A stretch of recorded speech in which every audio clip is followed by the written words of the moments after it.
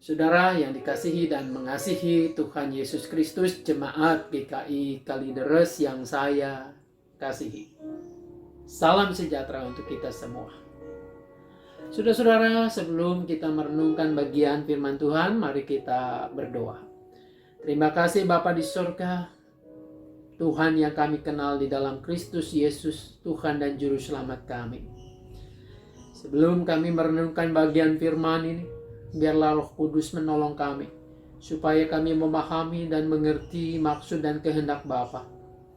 Dan ketika kami paham apa yang menjadi maksud dan kehendak-Mu, biarlah kami menjadi pelaku-pelaku firman dalam hidup kami hari demi hari. Tuhan yang tolong hamba-Mu dalam kelemahan keterbatasannya, supaya ia dapat menyampaikan sabda-Mu dengan baik seturut dengan apa yang Engkau ingini. Dalam nama Tuhan kami Yesus Kristus kami berdoa kepada Bapa di surga. Amin. Saudara-saudara yang dikasihi dan mengasihi Tuhan Yesus, pada kali ini, minggu-minggu ini atau tepatnya tanggal 25 Agustus nanti, kita sebagai gereja merayakan penyatuan GKI Jawa Barat, Jawa Tengah, Jawa Timur, menyatakan diri menjadi satu sinode yang utuh pada tanggal 25 Agustus itu. Kini 33 tahun sudah penyatuan itu terjadi dan kita kenang sebagai hari ulang tahun GKI. Saudara-saudara, kita memaknainya pada kali ini, tahun ini, memang tidak seperti biasa. Di tengah-tengah keadaan yang sulit, pandemi masih berkecamuk, di tengah segala keterbatasan kita, di tengah tantangan dunia ini. Nah, saudara-saudara, pada momen seperti inilah, mari kita melihat kembali iman percaya kita. Apakah dengan setiap kesulitan yang kita alami, penderitaan, sakit penyakit, ditinggalkan oleh orang-orang yang kita kasihi, apakah membuat kita undur, kita enggan untuk melayani Tuhan dengan lebih lagi? Saudara-saudara, kalau kita lihat bacaan Injil yang dibacakan pada hari Minggu ini, Injil Yohanes pasalnya yang ke-6, pada bagian akhir yang dibacakan. Tetapi kalau kita telisik dari awal, ada satu hal yang menarik. Injil ini dibuka dengan sebuah kisah yang sangat menggembirakan. Ada banyak orang datang kepada Yesus, mengikut Yesus. Mereka berbondong-bondong mengikut Yesus kemanapun Yesus pergi.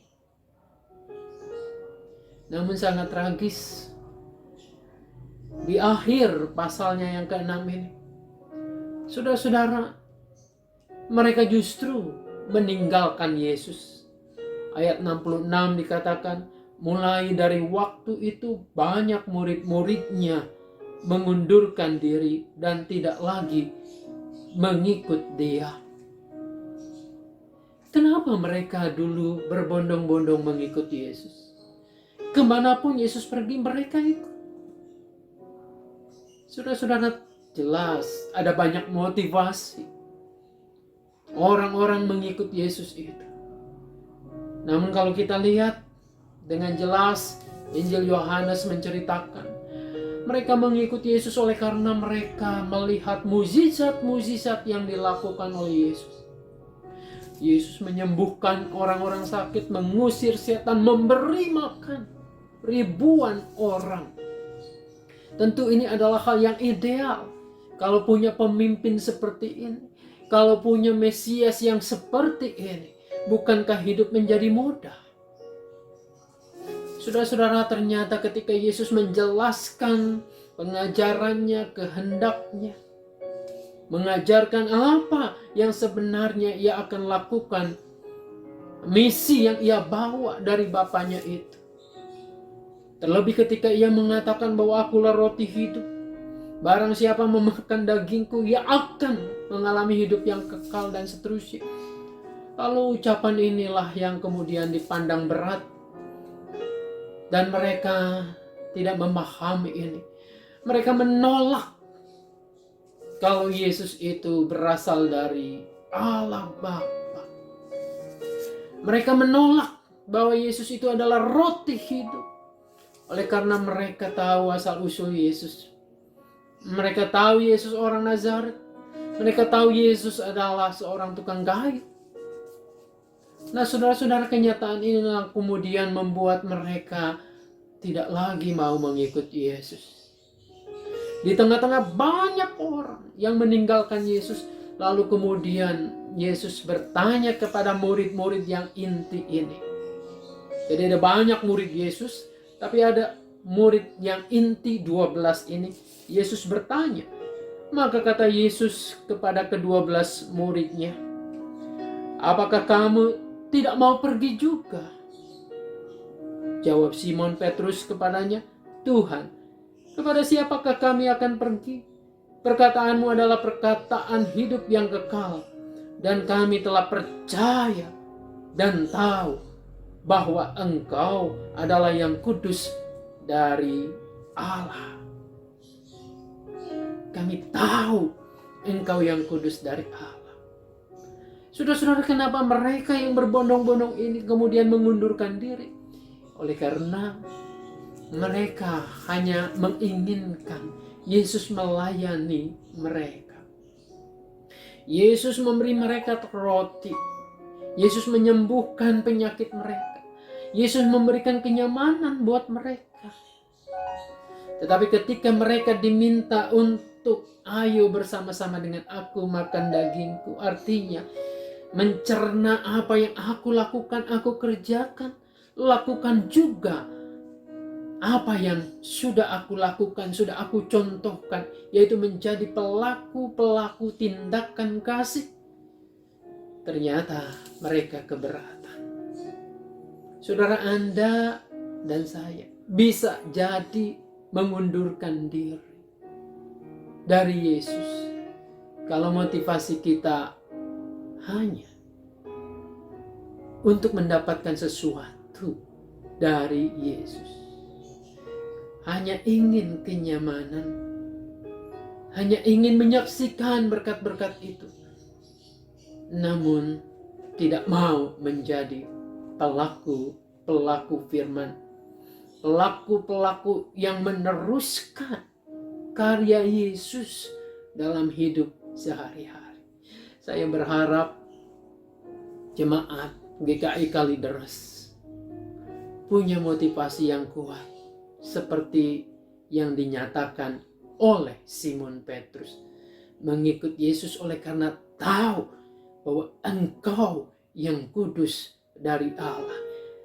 Karena tahu bahwa yang kudus dari Allah itu menginginkan Anda dan saya menjadi pelaku-pelaku firman yang meneruskan cinta kasih dan kebaikan Allah bagi semua orang. Wah, saya membayangkan kalau semua orang anggota GKI Kalideres punya motivasi yang seperti ini dalam melayani Tuhan, menjangkau mereka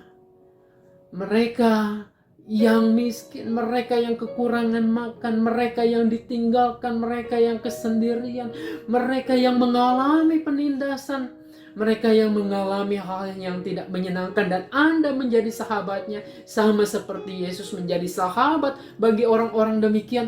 Saya membayangkan luar biasa. Surga ada di Kalideres. Jemaat Tuhan menyenangkan, melayani bukan untuk kepentingan sendiri, tapi sedang menerjemahkan kasih Yesus bagi banyak orang. Suatu saat saya merindukan menemukan bahwa ketika orang beribadah bergabung dengan GKI Kalideres, dia akan menemukan di sini aku mendapatkan sahabat sejati. Di sini aku tidak diasingkan. Di sini aku diterima apa adanya. Di sini aku bertumbuh di dalam iman bersama-sama. Saudara-saudara, hal itu dimulai dari diri Anda. Jangan pernah menuntut orang lain. Seperti Yesus bertanya kepada para muridnya, ia kini bertanya kepada kita juga. Pertanyaannya sama. Apakah kamu tidak mau pergi juga? Saya berharap dan mendoakan Anda punya jawaban sama seperti Simon Petrus itu. Ya Tuhan, kepada siapakah kami akan pergi? Perkataanmu adalah perkataan hidup yang kekal. Dan kami telah percaya dan tahu bahwa Engkau adalah yang kudus dari Allah. Saudara-saudara, biarlah Tuhan menolong kita. Dan pada kesempatan ini juga, saya sebagai pribadi mohon pamit sebagai pendeta konsulen di GKI Kalideres. 6 tahun lebih, mungkin hampir 7 tahun, saya bersama-sama mendampingi, khususnya di kemajelisan sebagai pendeta konsulen. Tentu jangka waktu yang tidak dikatakan pendek, karena tata gerejanya satu periode konsulen itu 2 tahun. Saudara-saudara, saya menyadari akan kelemahan keterbatasan.